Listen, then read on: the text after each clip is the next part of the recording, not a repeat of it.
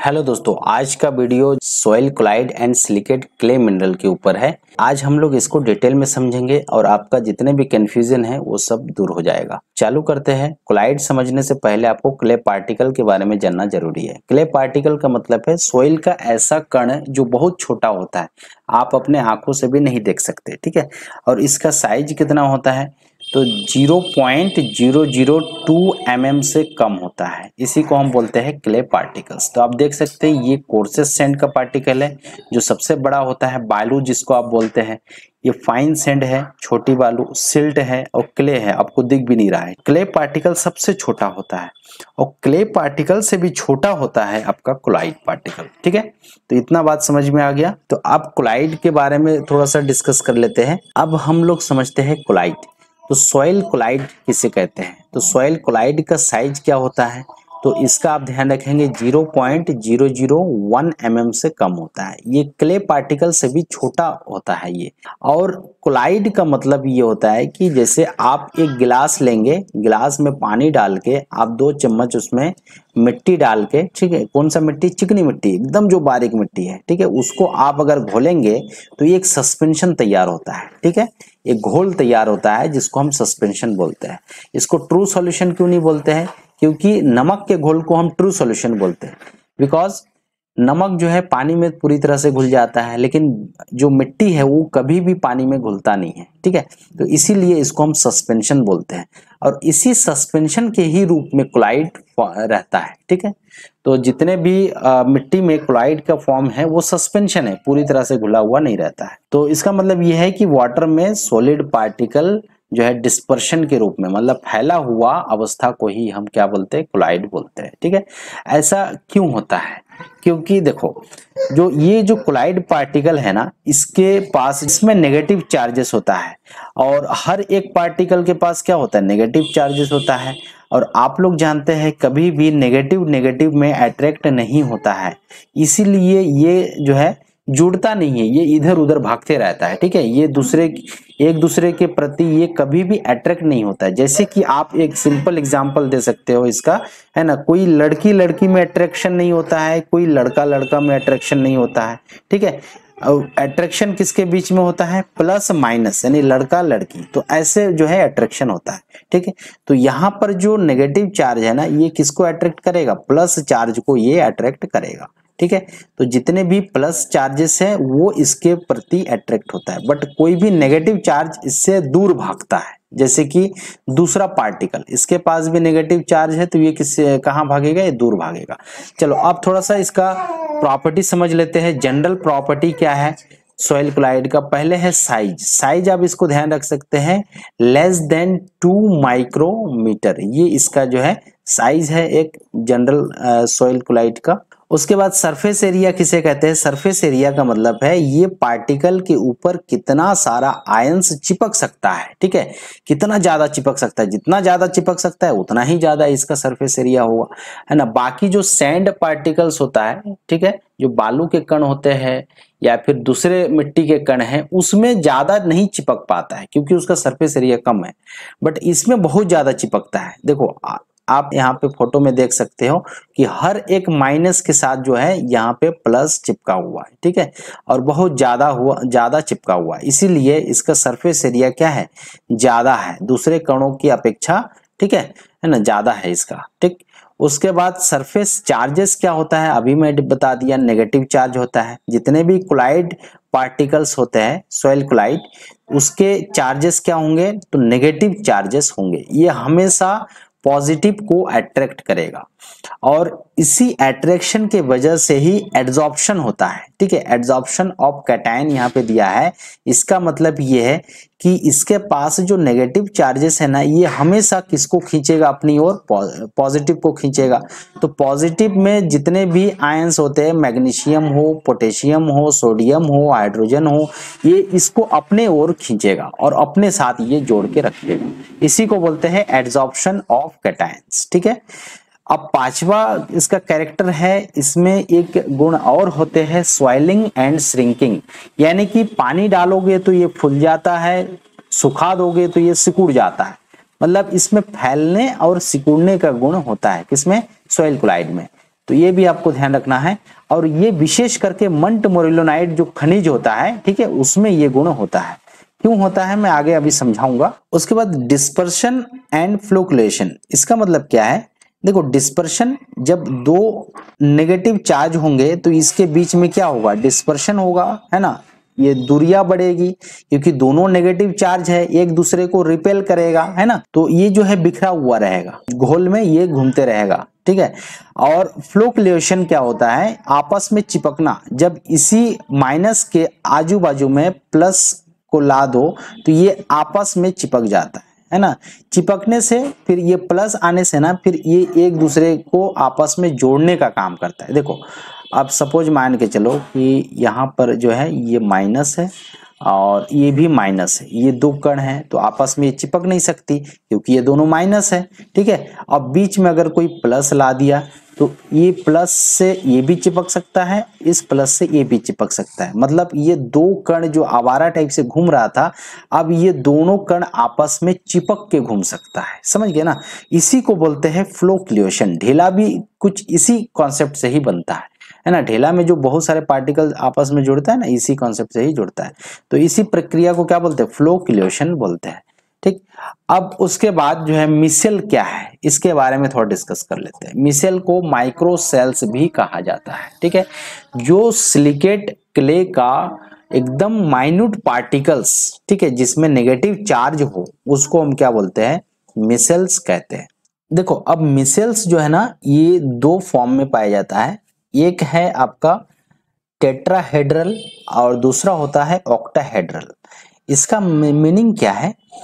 जो मिसेल है उसके अंदर जनरली सिलिकॉन पाया जाता है, ठीक है। सिलिका पाया जाता है और सिलिका से ऑक्सीजन जो है इस टाइप से जुड़ा हुआ रहता है, ठीक है। ये आप ऑक्सीजन देख सकते हैं। ऑक्सीजन कितना जुड़ा हुआ है ना? 4 जुड़ा हुआ है। तो ये 4 साइड है, आप यहाँ पे गिन सकते हो। ये 1 साइड, ये 2 साइड, ये 3 साइड और ये 4 साइड। इसीलिए हम इसको टेट्राहेड्रल बोलते हैं। 4 को क्या बोलते हैं? टेट्राहेड्रल बोलते हैं। तो 4 साइड जो है सिलिकॉन से जुड़ा हुआ है, इसीलिए हम इसको बोलते हैं टेट्राहेड्रल। तो ये जो मिसेल की मैं बात किया, ठीक है, मिसेल के अंदर क्या रहता है? Si यानी कि सिलिका रहता है और सिलिका के चारों ओर ऑक्सीजन जुड़ा हुआ रहता है। अगर 4 जुड़ा रहेगा तो इसको हम टेट्राहेड्रल बोलेंगे। और वहीं पे सिलिका की जगह एल्युमिनियम या मैग्नीशियम जुड़ा रहता है तो इसके आजू बाजू में ऑक्सीजन जुड़ा हुआ रहता है। और ये कितना साइड बनाता है? देखो यहाँ पे 1, ये 2, ये 3, ये 4, 5, 6, 7 और ये 8। तो 8 साइड से ये जुड़ा हुआ है, इसीलिए इसको बोलते हैं ऑक्टाहेड्रल। यहाँ पे लिखा हुआ है 8 साइड और यहाँ पे 4 साइड। तो जितने साइड से ये जुड़ा हुआ रहता है, इसको हम उसके हिसाब से नाम देते हैं। अब टेट्राहेड्रल और ऑक्टाहेड्रल कैसे जुड़ता है आपस में, यहाँ पे आप देख सकते हैं। तो ये है आपका टेट्राहेड्रल है और ऊपर है आपका ऑक्टाहेड्रल, ठीक है। तो ये दोनों आपस में जुड़ा हुआ है। तो जितने भी आप क्लोराइड पार्टिकल्स देखेंगे तो टेट्राहेड्रल और ऑक्टाहेड्रल ये दोनों आपस में जुड़ा हुआ रहेगा। ऑक्टाहेड्रल में क्या रहता है? एल्युमिनियम या फिर मैग्नीशियम रहेगा और टेट्राहेड्रल में हमेशा सिलिकॉन रहता है, ठीक है, सिलिका जिसको बोलते हैं।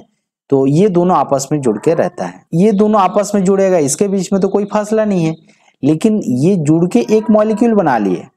अब ये एक मॉलिक्यूल बन गया, ये अलग एक मॉलिक्यूल बन गया।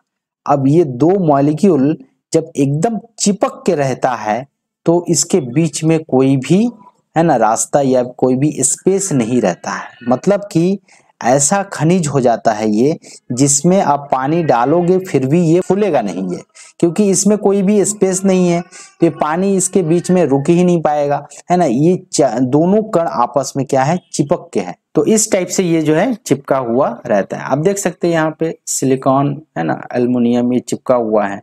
उसी प्रकार से सिलिकॉन से ये एल्युमिनियम चिपका है, एल्युमिनियम से फिर सिलिकॉन, फिर यहाँ से एल्युमिनियम, ऐसे टाइप से जो है ये चिपका हुआ रहता है। और ये किसका डायग्राम है? ये केओलिनाइट क्ले क्रिस्टल का डायग्राम है। जो केओलिनाइट खनिज होता है उसमें इस प्रकार के चिपका हुआ रहता है, इस टाइप से जो है अरेंज। अब उसके बाद क्लासिफिकेशन ऑफ सिलिकेट क्ले। तो सिलिकेट क्ले 3 टाइप से होते हैं। पहला है 1:1 टाइप मिनरल, मतलब कि इसमें एक आपका सिलिका लेयर रहेगा और एक आपका एल्युमिनियम लेयर रहेगा। यहाँ पे आप देख सकते हैं जैसे अभी हम लोग बात किए, एक सिलिका एक एल्युमिनियम, ठीक है। तो ये दो लेयर रहेगा, तो उसको हम क्या बोलते हैं 1:1 टाइप, ठीक है, 1:1 टाइप। और इसके बीच में कोई भी स्पेस नहीं रहता है। जैसे ये आपका क्या हो गया, ये आपका एल्युमिनियम लेयर हो गया और ये सिलिका, ठीक है, ये दोनों आपस में चिपका हुआ है। फिर सिलिका के बाद फिर एल्युमिनियम, फिर सिलिका, तो ऐसे टाइप से आपको चिपका हुआ रहेगा। इसके बीच में कोई भी स्पेस नहीं है, इसीलिए ये मिट्टी जो है आपको खुला हुआ नजर नहीं आता है कभी भी, ठीक है। इसमें पानी भी डाल दो, कुछ भी करो, है ना, ये उसी फॉर्म में ही रहेगा हमेशा। इसका एग्जाम्पल है केओलिनाइट, हाइलोसाइट, नेक्राइट और डिकाइट। केओलिनाइट का ये कुछ कैरेक्टर है, ये आपको ध्यान रखना है। इसमें कैटायन एक्सचेंज कैपेसिटी बहुत कम होता है, ठीक, 3 से 15 MEQ पर 100 ग्राम, तो ये बहुत कम होता है, ये ध्यान रखेंगे। और केओलिनाइट खनिज जो है सबसे ज्यादा पाया जाता है हमारे मिट्टी में, ठीक है। सबसे जितने भी आप देखेंगे तो मैक्सिमम वो केओलिनाइट से बना हुआ है, ठीक है, जिसमें फैलने और सिकुड़ने का गुण नहीं पाया जाता है।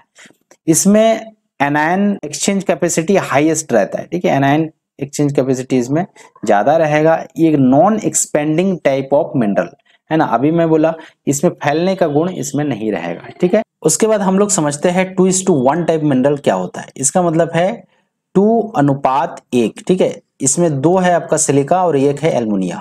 यहाँ पे आप देख सकते हैं चित्र में, ये बीच में एल्युमिनियम लेयर है और उसके दोनों साइड में क्या चिपका हुआ है, सिलिका का लेयर चिपका हुआ है। तो ये एक मॉलिक्यूल बन गया, ठीक है, जिसमें दो सिलिका है और एक एल्युमिनियम है, इसीलिए इसको बोलते हैं 2:1। और उसी टाइप से नीचे भी सेम मॉलिक्यूल है ना, बीच में एल्युमिनियम है और ये दोनों साइड क्या है, सिलिका का लेयर चिपका हुआ है। और ये जब दो मॉलिक्यूल आपस में ये रहता है तो इसके बीच में एक खाली स्थान रहता है, यानी कि वॉइड स्पेस रहता है, और यहाँ पे पानी भरा हुआ रहता है।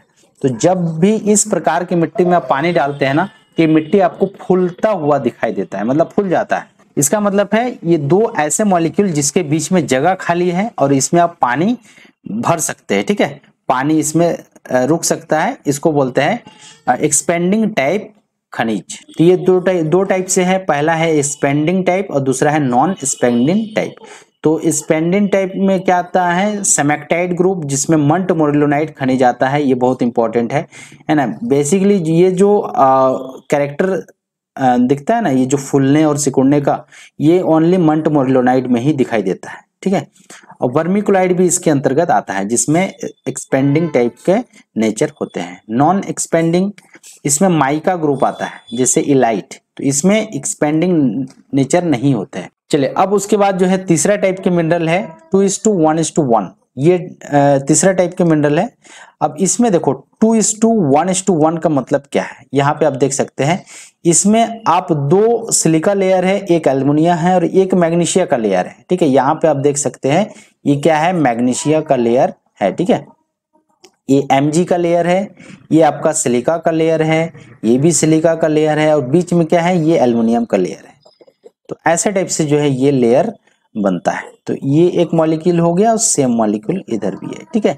क्लोराइड ग्रुप में आता है ये, और they have extra layer of magnesium. ये आप ध्यान रखना कि इसमें एल्युमिनियम के अलावा, ठीक है, मैग्नीशियम का एक एक्स्ट्रा लेयर इसमें पाया जाता है, ठीक है। उसके बाद जो है it is not expanding nature, इसमें कोई भी एक्सपेंडिंग नेचर नहीं होते हैं, ठीक है, किसमें 2:1:1 टाइप के मिनरल में। तो आज के लिए बस इतना ही। वीडियो अच्छा लगे तो लाइक कर दीजिए, चैनल में नया है तो चैनल को सब्सक्राइब कर दीजिए। जय हिंद, जय भारत।